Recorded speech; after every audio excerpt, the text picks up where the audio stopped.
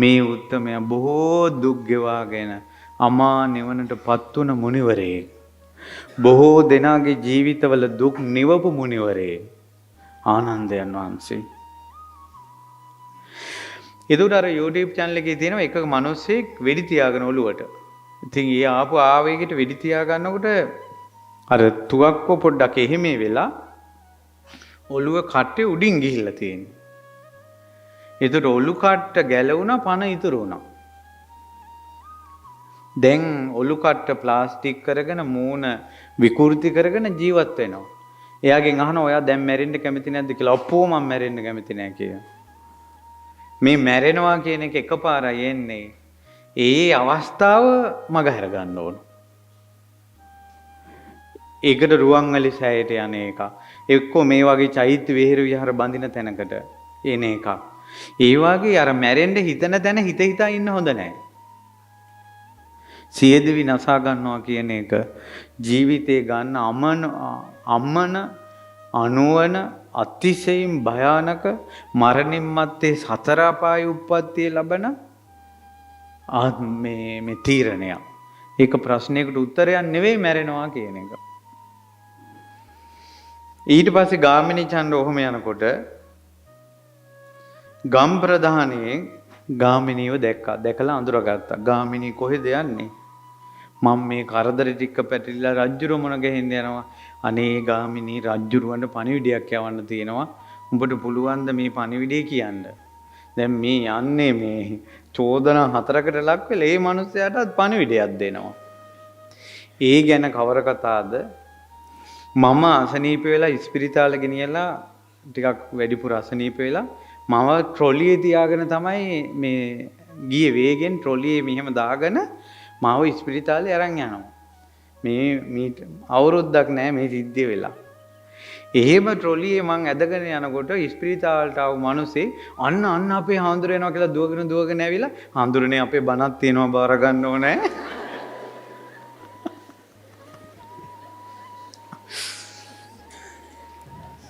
මම මේ ඔපරේෂන් එකට දැන් මම මේ අරන් යන්නේ. අනේ මට කවර කතාවද? මේ ගාමිණී ඡන්දට මේ නඩුව 4කට රජ්ජුරුව ළඟට අරන් යද්දී මේ මිනිස්සු පණිවිඩයක් කියන්නලු. බාරගත්තා. දැන් ඔය අපේ ආනන්ද ස්වාමීන් වහන්සේට තියෙනවා දිතිමන්තාණං කියලා. ඒ කියන්නේ මේ බුද්ධ ශාසනයේ දිතිමන්ත භික්ෂූන් අතර අග්‍රයි. දිතිමන්ත භික්ෂූන් කියලා කියන්නේ ඕන තරම් වගකීම් බාර ගන්නවා. සීල සමාධි ප්‍රඥා වලට හානියක් වෙන්නේ නැහැ. ඕන තරම් අභියෝග බාර ගන්නවා. ආනන්ද ස්වාමීන් වහන්සේ මේ බුද්ධ ශාසනයේ ආනන්ද ස්වාමීන් වහන්සේ තරම් වගකීම බාර ගන්න තව කෙනෙක් නැහැ. ඕන තරම් වගකීම් බාර ගන්නවා. ඒක පීඩාවක් කරගන්නේ නැහැ. ඒක වෙහෙසක් කරගන්නේ නැහැ.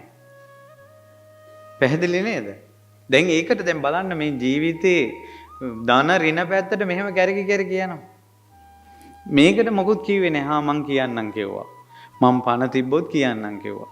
මොකද්ද කියලා ඇහුවා මේ උඹගේ මේ පණිවිඩේ. ඕන්න දැන් මෙතන ඉඳලා ප්‍රශ්න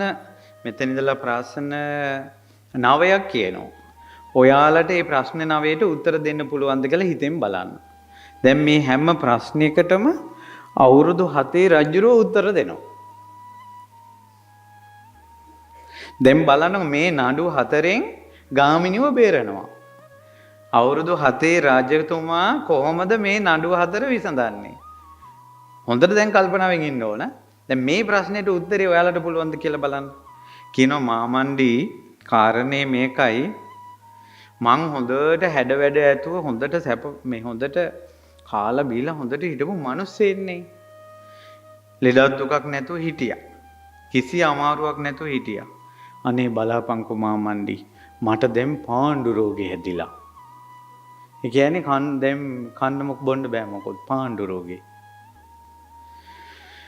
හොඳට හිටපු මට ඇයි මේ පාණ්ඩු රෝගේ හැදුනේ කියලා රජුරුවන්ගෙන් අහලා කියාපංකෝ.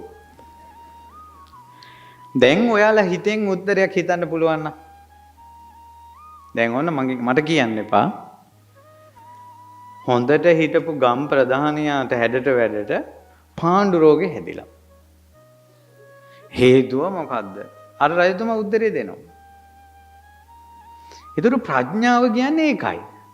ප්‍රඥාව කියන්නේ අපිට එන්නේ නැති උත්තරේ යාට එනවා. හරිම උත්තරේ එනවා. අන්න ඒකට කියන නම මොකද්ද? ප්‍රඥාව. ඇයි දැන් මේකට අපිට උත්තරේ එන්නේ නැත්තේ? අපේ ප්‍රඥාව ඒ තරම් නැහැ. ඊට පස්සේ හොඳයි කියලා පිටත් වෙනකොට එක්තරා ගානිකාවක් මේ ගානිකා මණ්ඩපෙක හිටපු ගානිකාවක් ඇවිල්ලා මේ ගාමිණීගෙන් අහනවා මෙයා රාජ්‍ය සභාවේ ඉන්නවා කියලා දන්නව රජමාලිගාවේ. ගාමිණී කොහෙද යන්නේ? අනේ නංගී මේ කරදර ගොඩක් බං. රජ්ජුරුව මුණ ගැහෙන්න යනවා.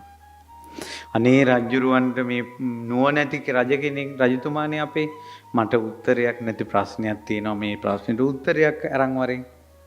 ඔන්න දැන් උන් දැත් ඒක කරේ ගහනවා. ඊට පස්සේ කො මොකද්ද නංගී කියලා. පණ තිබ්බොත් උත්තරය අහගෙන එන්නම්.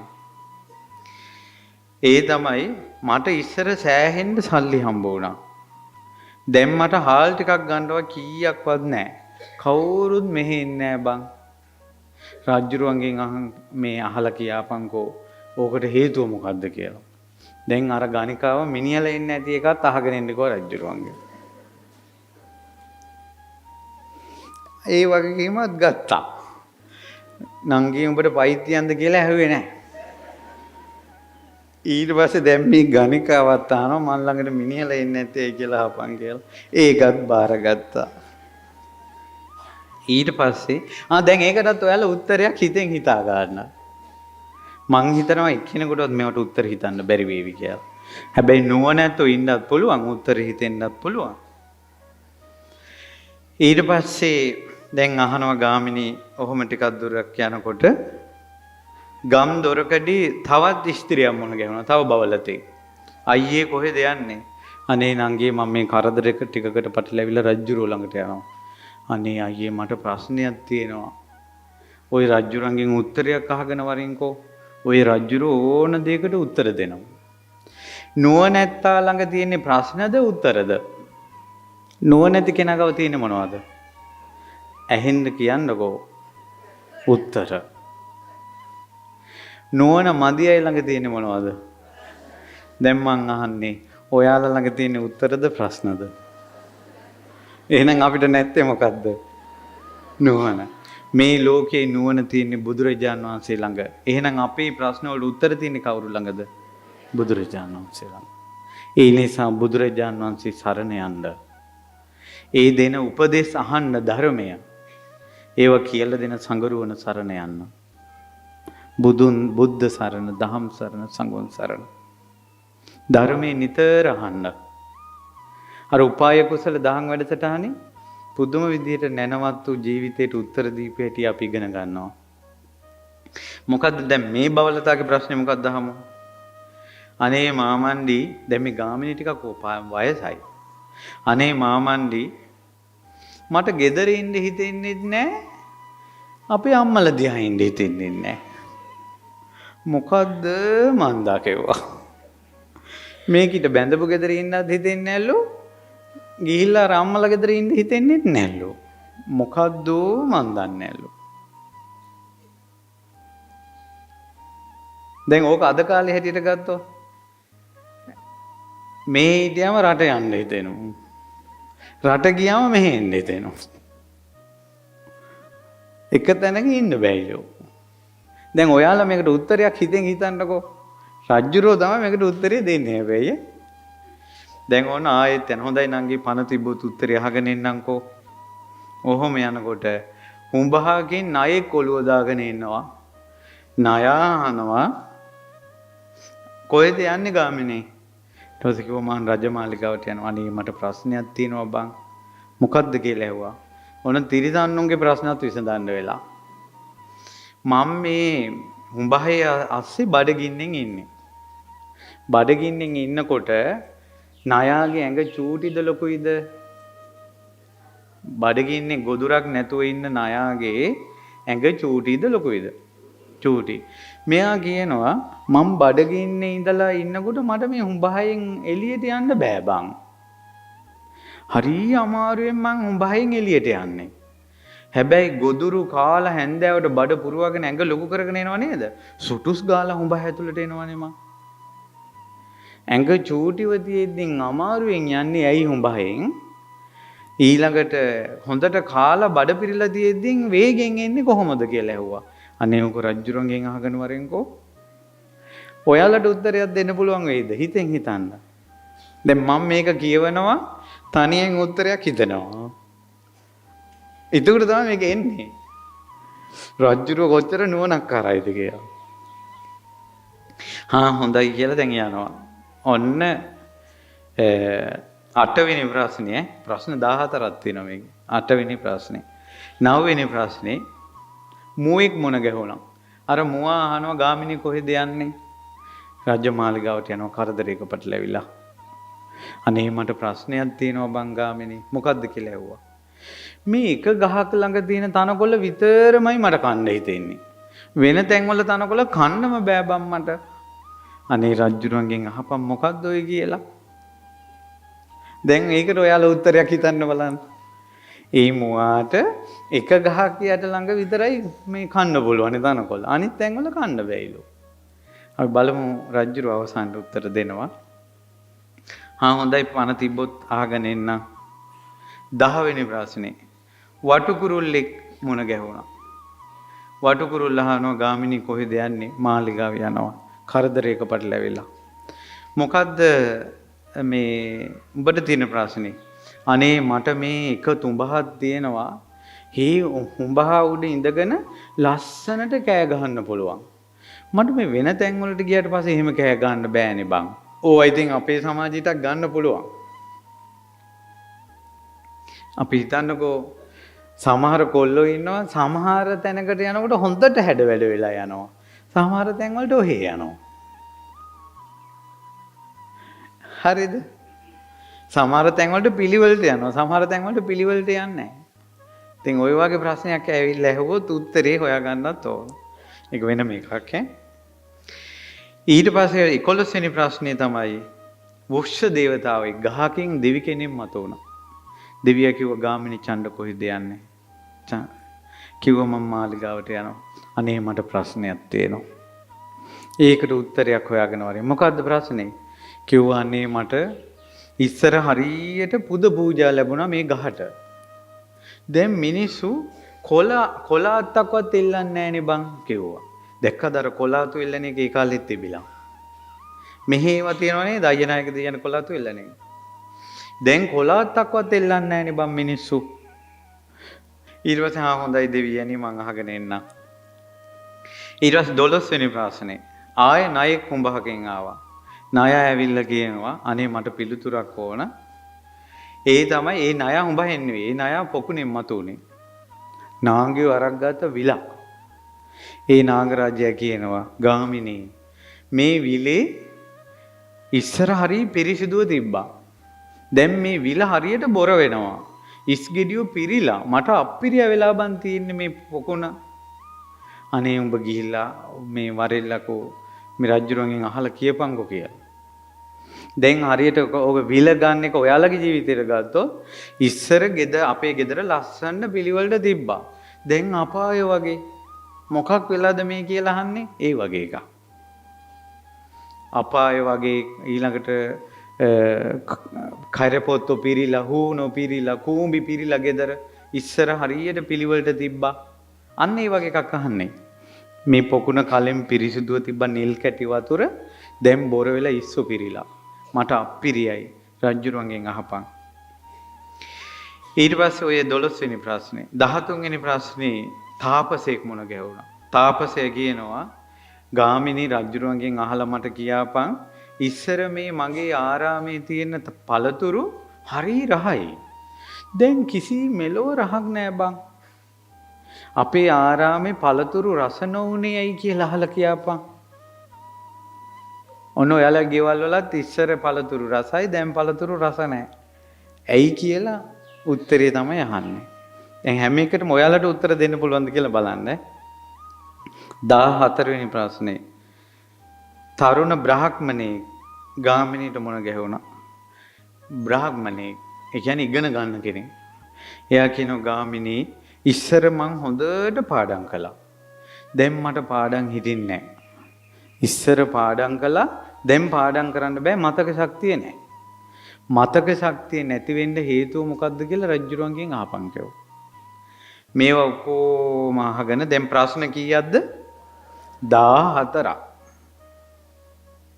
එරන් රාජ සභාවට ගිහිල්ලා ඉදිරිපත් කළා.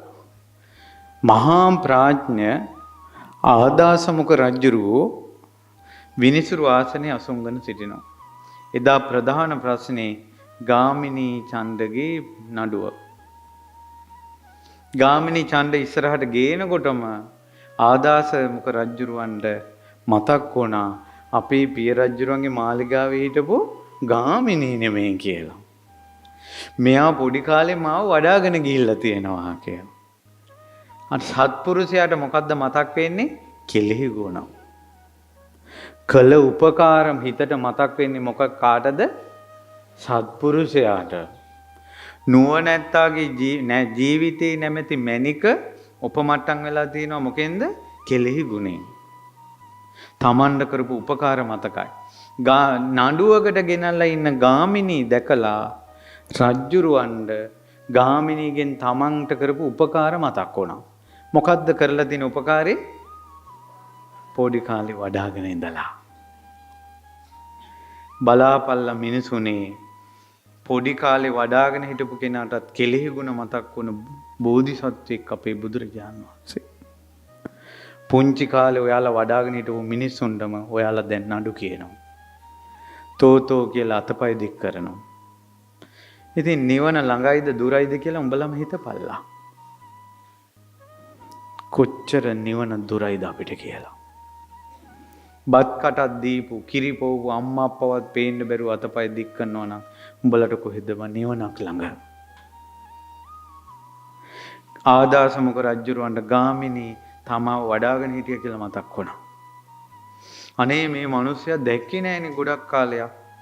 ඉතින් එම්බා ඡණ්ඩ මෙතෙක් කාලයක් ඔබ කොහෙද හිටියේ? බොහෝ කාලයකට පස්සේ නුඹව දැක්කේ. අනේ දේවයන් වහන්සේ මහරජුරු අන්තරා වුණාට පස්සේ දිවංගත වුණාට පස්සේ මම ඉතින් ඈත ජනපදයකට ගියා. මම මේ අහක යන කරදර ටිකට ලක් වෙලා ඒ අය රාජදූතයා පෙන්නලා මාව ගෙන්නගෙන ආවා. hina වෙලා කියනවා නියමයි. රාජදූතයා නිසා හරි මට උඹව දකින්න ලැබුණා.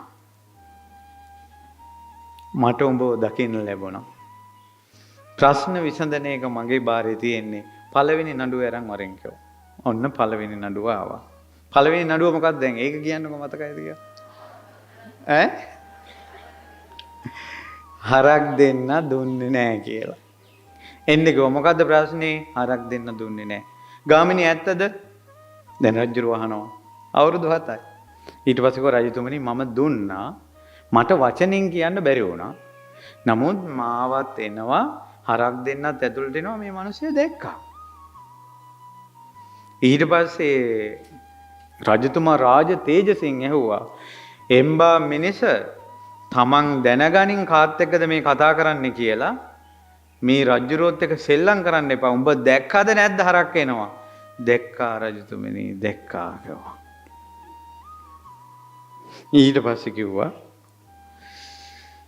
දැන් බලමු රජුරු නඩු විභාග කරන හැටි. එතකොට මේ මිනිස්සයා හරක් දෙන්න ගෙනාවේ නෑ කියලා උඹගේ පිටට දැම්මා. ඊට පස්සේ ගෙටාවේ දැක්කේ නෑ කියලා ගෙදරට එනවා මට බොරුත් කිව්වා. ඒ නිසා හරි හරක් දෙන්න දුන්නේ නෑ කියලා කියන එක හරිනම් ගාමිනී උඹ මෙයාට කහවණු 1000ක් දෙන්න ඕන ණය. උඹ රජමාලිගාවේ හිටපු කෙනෙක් නිසා ඒ ණය කහවණු 1000 මම මාලිගාවෙන් දෙනවා උඹට. හැබැයි දැක්ක දේ දැක්කේ නෑ කිව්ව නිසා ගාමිණීගේ අත් දෙකෙන්ම මේකගේ ඇස් දෙක දැන් ගලවන්න ඕන කිව්වා. දැක්ක දේ දැක්කේ නෑ කිව්ව නිසා ඇස් දෙක ගලවපන් ගාමිණී. හරක් දෙන්න නැති වුණාට කහවණු 1000ක් දීපන් කිව්වා. හරි එළියට ගිහිල්ලා කතා කරගෙන එන්න කිව්වා. එළියට ගියාට පස්සේ අර මිනිස්සයා කිව්වා ගාමිණී කියන තැනකට වඳින්න. මගේ ඇස් දෙක නම් ගලවන්න එපා. පොඩ්ඩක් හිටපන් කියලා ඒ මිනිස්සයා ළඟ තිබ්බ කහවණු ටිකක් ගාමිණීට දීලා වැඳ දිව්වා. නඩුව විසඳුණාද නැද්ද? හරි ඊළඟ නඩුව ගේන්න කිව්වා. දැන් ඔන්න ඊළඟ නඩුව ආවා. ඊට පස්සේ මොකද්ද දැන් ප්‍රශ්නේ? මේ මිනිහා මගේ ගෑණිට පයින් ගහලා බඩේ හිටපු දරුවා මැරුවා රජතුමනි. ඇත්තද ගාමිණී? අනේ රජතුමනි එහෙම දෙයක් නෙවෙයි මේකයි සිද්ධ වුනේ කියලා ඇත්ත කතාව කිව්වා. ආය අර මිනිහයාගේ පැත්තට හැරුණා. දැන් උඹට වෙච්ච පාඩුව මොකද්ද කියපන්? අනේ රජතුමනි මට හම්බෙන්න හිටපු දරුවා නැති වුණා. මට දරුවෙක් ඕන කියලා කිව්වා. රජතුමා කිව්වා මං ඒක විසඳන්නම්. ගාමිණී උඹ මේ මිනිහගේ ගෑණි ගෙදර අරන් ඵලයක්. දරුවෙක් හම්බුනාට පස්සේ දරුවයි ගෑණි බාර දීපන්. හරි දැන් එළියට ගිහිල්ලා විසඳගන්නේ මේ. එළියට ගිහිල්ලා කිව්වා නේ ගාමිණී කියන තැනකට වඳින්න. අපේ පවුල නම් කඩන්න එපා. ඒ මිනිහයාගේ අතේ තිබ්බ කහවණු ටිකක් ගාමිණීට දීලා වැඳ දීුවා. ඊළඟ නඩුව ගේන්න කිව්වා. නියමයි හිටියානම් අද ඔය වගේ රජ කෙරෙන්නේ. ඊළඟ නඩුව ගේන්න කිව්වා. ඊට පස්සේ බලමු ඊළඟ නඩුව. ඊළඟ නඩුව ආවේ අස්පයාට පහර දුන්න එකනේ. ඊට පස්සේ මෙයා කිව්වා රජතුමනි මගේ අස්පයාට මෙයා ගහලා මැරුවා. මට මගේ දැන් අස්පයා නැති වුණා. ගාමිණී ඇත්තද? රජතුමනි මේක අස්පයා දුවගෙන ඉද්දී කිව්වා ගාමිණී දීපියෝකට මොකකින් හරි දීලා ඕක නවත්ත ගන් කිව්වා. මට අහුනේ ගලක් මං ගැහුවා මගේ අතින් කකුල් කැඩුනා.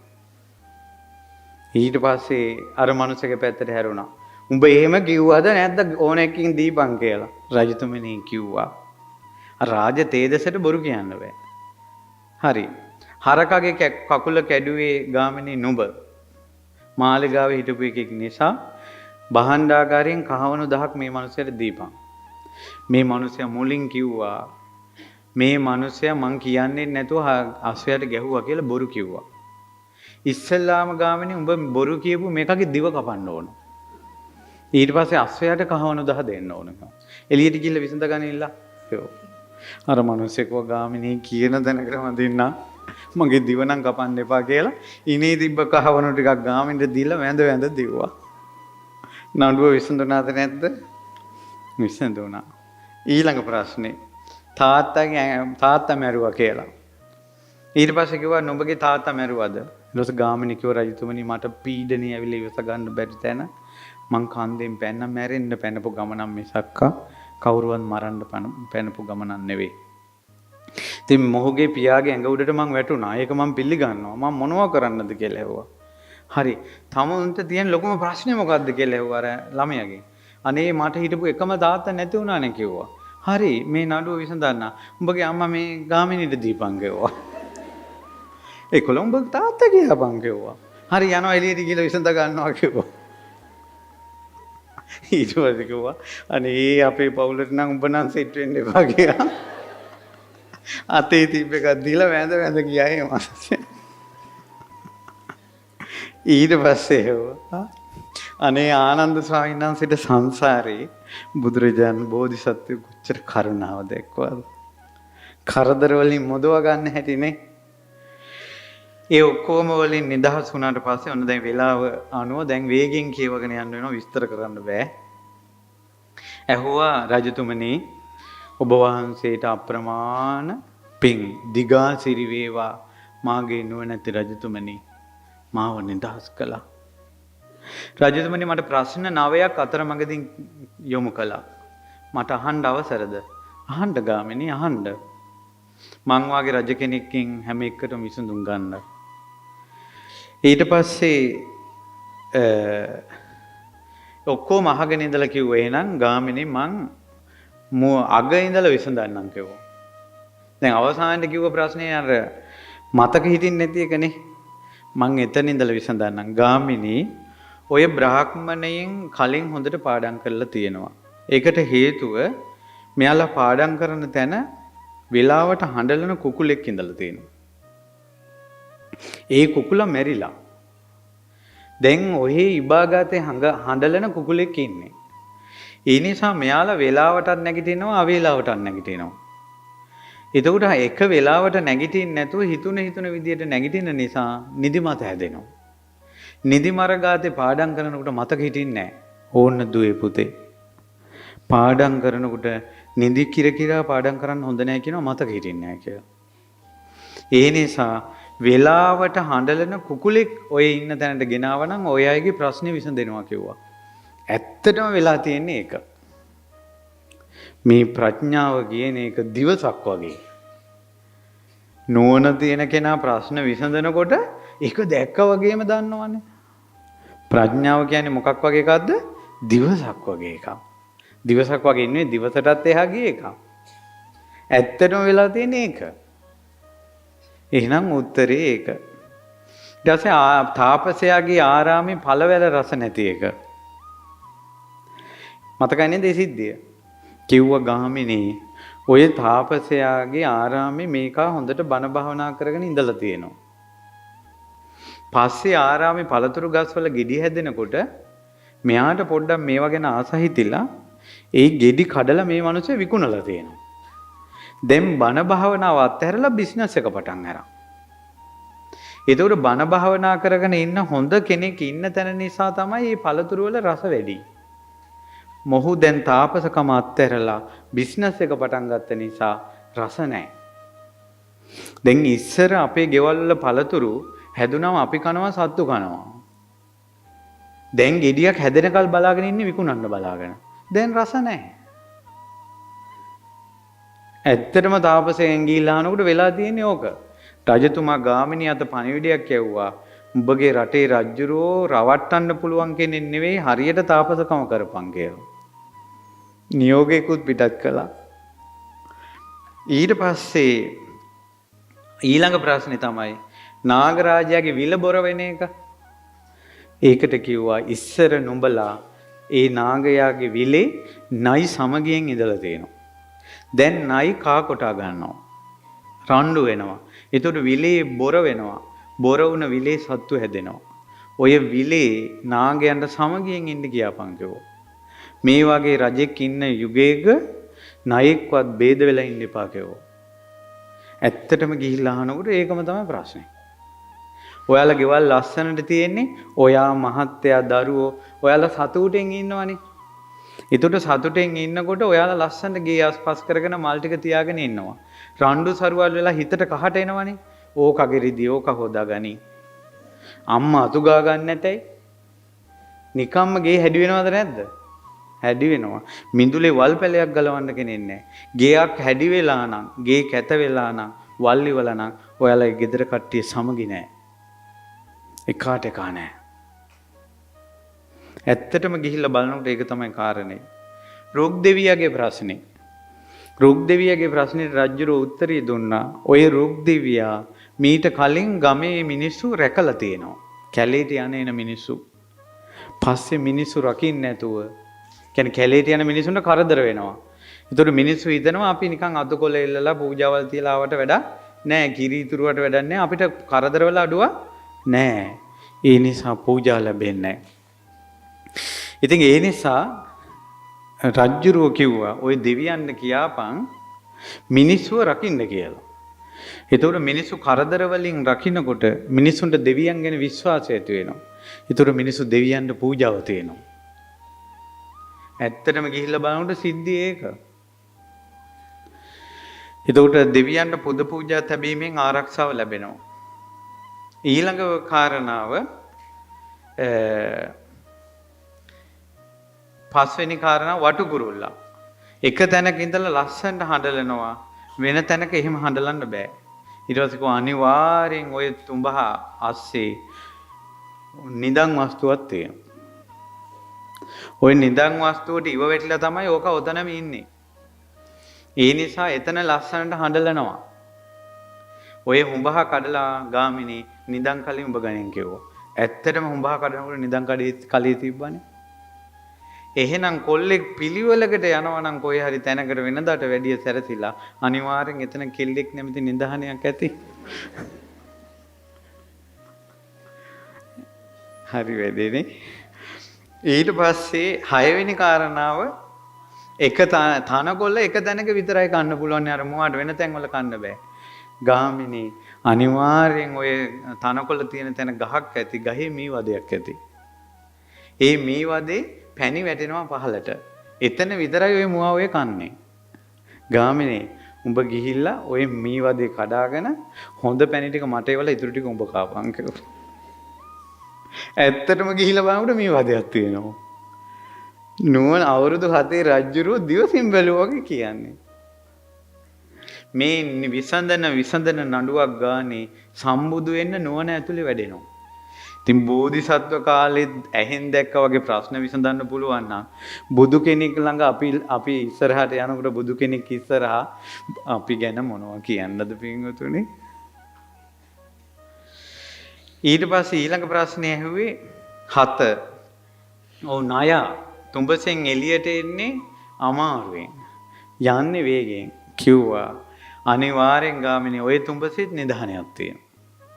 නිධානෙට ආසාවෙන් මැරිලා තමයි ඔය ණය නිධානෙ රකින්නේ. ඔය ණය පනලා නිධානෙ ගනින් කිව්වා. නිධානෙ දාලා යන්න අකමැත්තට තමයි කිව්වා අමාරුවෙන් යන්නේ. කාලා නිධානෙට ආසාවෙන් වේගෙන් එනවා කිව්වා. උදාහරණයක් කොල්ලෝ කෙල්ලෝ ෆෝන් එක ඔබ ඉඳලා ගෙදර ෆෝන් එක දාලා අමාරුවෙන් ඉස්කෝලේ යනවා. ඉස්කෝලේ ගිහිල්ලා ඉවර වෙලා වේගෙන් ගෙදර එනවා. ෆෝන් එක නැමැති නිධානය නිසා. ඊට පස්සේ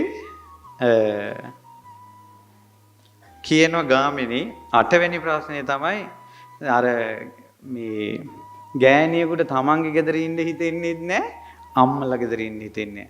අනිවාර්යෙන් ගාමිනී ඔය ගෑණිට අතරමැඟ හොරමිනියෙක් ඉන්නවා. මිනිහාගේ ගෙදර ඉන්නකොට අර මිනිහා මතක් වෙනකොට අම්මලා ගෙදර ගිහිල්ලා එන්නම් බං කියලා යනවා. ගිහිල්ලා නාඩගම් නටලා යනවා මහ ගෙදරට. මහ ගෙදර ගිහිල්ලා ඉනකොට ආයෙ හොරමිනියා මතක් වෙනවා. අම්මා මම ගෙදර යන්නම් බං කියලා එහෙන් එනවා. ආයෙ නාඩගම් නටලා මේ ගෙදර එනවා.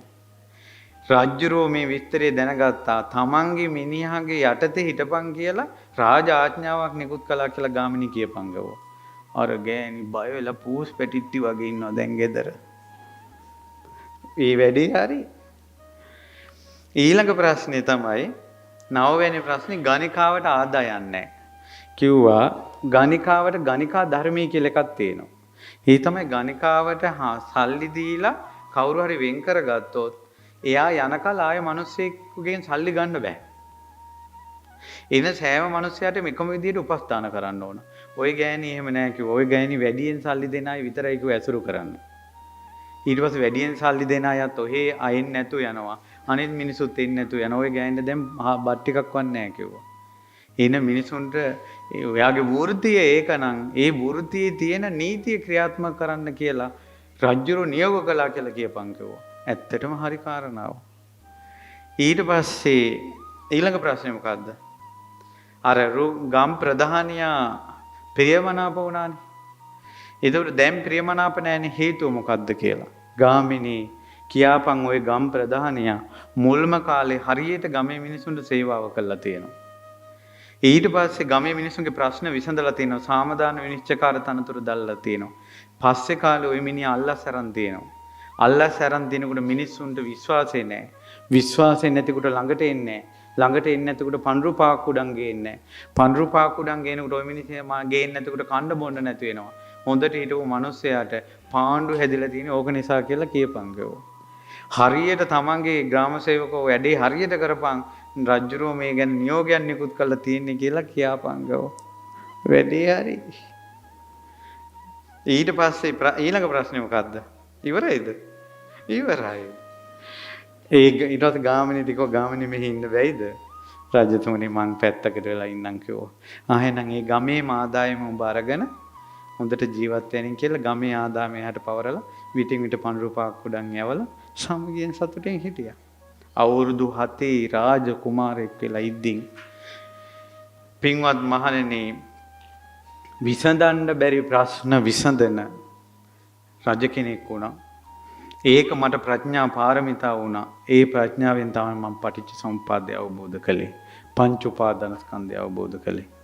ඒ නිසා පින්වතුනි ඉතින් මේ ගාමිණී ඡණ්ඩ වෙලා ඉපදුනේ ආනන්දයන් වහන්සේ. රජ්ජුරුව තමයි අපේ මහ බෝධිසත්වයන් වහන්සේ. මේකේ තියෙනවා බෝධිසත්වයන්ගේ නුවණ වැඩිච්ච හැටි. ඊළඟට තමයි ආනන්දයන් වහන්සේ කරදර වලටපත් වෙලා බේරිච්ච හැටි. දැන් බලන්න අර සියදිවි නසා ගත්තා නම් මේ කිසිම යහපතක් තියනවද? නැහැ. ඔයා දන්නවද අර තුන් පාරක් බෙල්ලි වල්ලාගෙන ලණුව කැඩිච්ච කෙනාට මොකක්ද උනේ කියලා? තුන් පාරක් බෙල්ලි වලේලාගෙන ලණුව කැඩිච්ච මිනිස්සයා ඇලකෙන් වතුර හරවනකොට ඇලේ තිබ්බ මණිකක් කෝටි 50ක. මේ මිනිස්සයා දැන් කඩපේලියක් දාගෙන ඉන්නවා. නංගන් කිව්වොත් ඔයාලා දන්නවා. ඒ නිසා මම මයිකෙන් කියන්නේ හරි නෑනේ. කියන්නේ සමහරට එයා මොනවද හිතුවොත්. තුන් පාරක් මැරෙන්න ගිහිල්ලා ලණුව කැඩිලා බේරුණා. කෝටි 50ක මණික් ගලක් හම්බ වුණා. පස්සේ දැන් ව්‍යාපාරිකේ. ඒ නිසා මැරෙන්න එපා. ජීවත් වෙන්න. ජීවිතේට මූණ දෙන්න. අඬාගෙන හරි ඉන්න.